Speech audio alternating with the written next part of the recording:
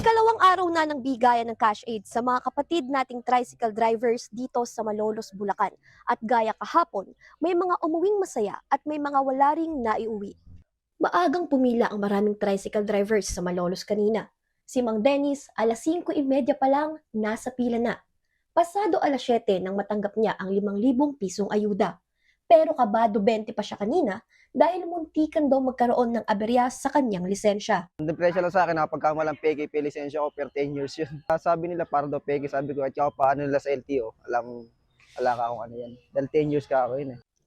Buti na lang kahit paano may maiuuwi. Malaking tulong na rin ito ma'am kung tutuusin dahil kamukha kang buntis yung kasama mga anak na, pandagdag.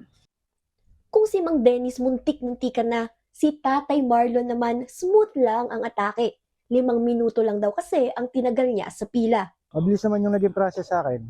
Sumunod lang ako sa daloy ng mga verification. Siyempre, gagamitin ko sa bahay. Unang-una, malaking bagay yun talaga. Tapos, yun, panggas. Pero mayroong hindi rin pinalad. Si Jumax galing pa sa isla at dinayo lang talaga ang payout center dito sa Malolos. Nasa master list naman daw ng DSWD ang pangalan niya. Pero ang siste, mali ang nakasaad na birthday. Kaya ang ending, babalik siya sa isla na walang maiuwi sa kanyang pamilya.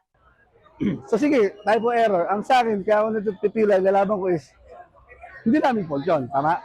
So, therefore, kaya kami hinihingan nila ng copy of our validation ID para kung sakaling may error na ganito, is pwede nilang i-edit on their master file.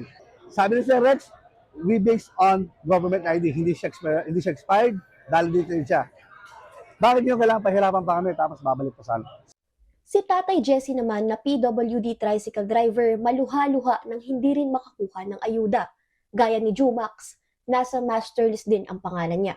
Pero sa kaso ni Tatay Jesse, paso na kasi ang kanyang lisensya. Tulad sa akin, so yung lisensya, hindi nila ina. 2015 kasi na na ako, nakaratay na ako. Nung mga 2016, nagpunta ko ng LTO, nakasaklay ako kasi i-renew ko. Hindi na ako pinarenew. Dahil sa kapansanan ko. Paliwanag niya sa hirap ng buhay wala na siyang magawa kundi kumayod at ang makukuha niya raw sanang ayuda ay ipangdadagdag niya pantustos sa kanyang anak, asawa at nanay na senior citizen.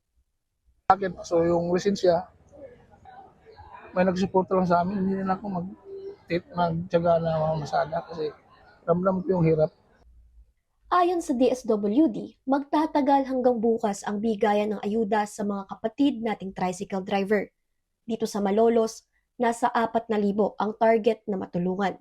Pero hindi pa raw malinaw sa ngayon kung kailan mabibigyan ang mga na-reject sa listahan.